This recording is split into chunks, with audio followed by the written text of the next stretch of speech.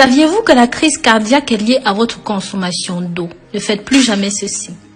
Aujourd'hui, je vais vous dire quel est le meilleur moyen et la bonne heure pour consommer de l'eau. Comme je l'ai appris d'un médecin, tout ceci afin d'éviter les crises cardiaques.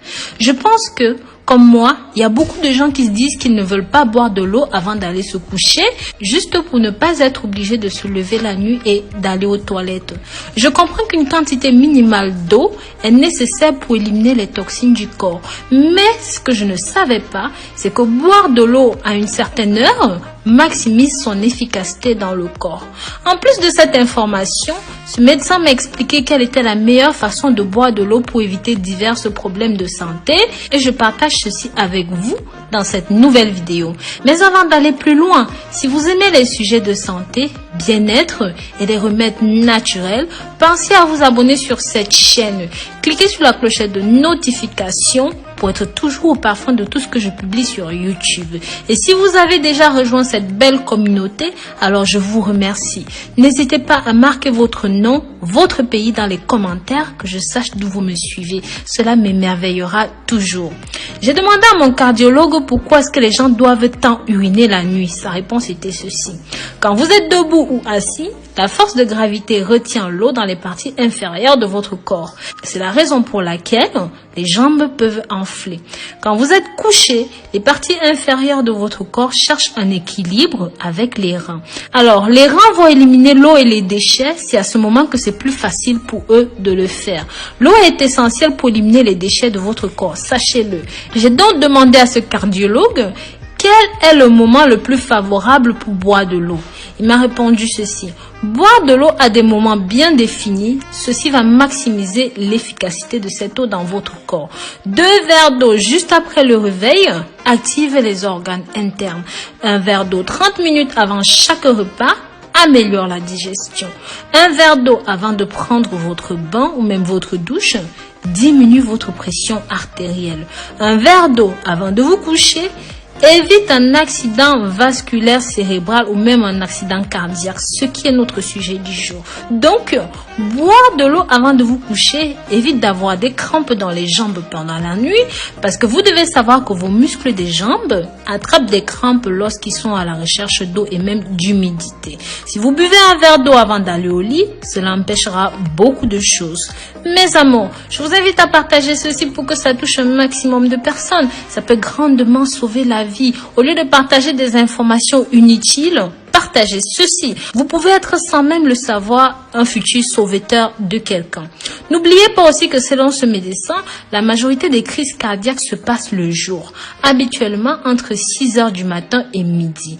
Avoir une crise cardiaque la nuit, au moment où le cœur doit fonctionner à son rythme le plus calme, signifie que quelque chose d'inhabituel s'est passé. Des études faites par des professionnels de la santé dans ce domaine ont démontré que l'apnée du sommeil, le ronflement sont aussi à blâmer dans ce contexte-là. Si vous prenez une aspirine tous les jours, le mieux est de prendre cela le soir parce que l'aspirine a une durée de vie de 24 heures. Donc, si la plupart des crises cardiaques se produisent dans les premières heures de la matinée, l'aspirine serait plus concentrée dans votre système circulatoire et pourront grandement vous aider. Et ceci même à votre insu. Vous devriez toujours avoir de l'aspirine à vos côtés, à côté de votre lit, votre table de chevet, tout ça. Ceci pour la simple raison que si par hasard, et que je ne vous le souhaite pas, vous êtes victime d'une attaque, il suffira alors simplement de dissoudre immédiatement 2 aspirines dans la bouche et d'avaler avec un petit peu d'eau. Il y a d'autres symptômes d'attaque cardiaque en plus de la douleur à la poitrine, dans le bras. Vous devez aussi prendre en compte des douleurs intenses à la mâchoire droite ou dans le cou, ainsi que des nausées et parfois beaucoup de transpiration. Mais sachez que ces symptômes peuvent aussi arriver fréquemment et parfois pas tous les mêmes et même pas tous en même temps. Mes amours, je vous recommande de regarder cette vidéo jusqu'au bout. Ici, je vais vous présenter tous les symptômes qui devraient vous alerter. La plupart des gens, environ 60% des personnes qui ont eu une crise cardiaque pendant le sommeil, ils ne se sont pas réveillés. Cependant, si cela se produit avec une douleur dans la poitrine, cela peut vous réveiller et même si vous dormiez dans un sommeil profond, cela peut arriver.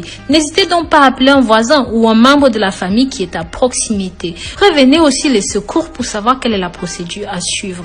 Ensuite, ayez le réflexe d'ouvrir la porte d'entrée de votre maison et de vous asseoir sur une chaise près de la porte d'entrée pour respirer le maximum d'air frais.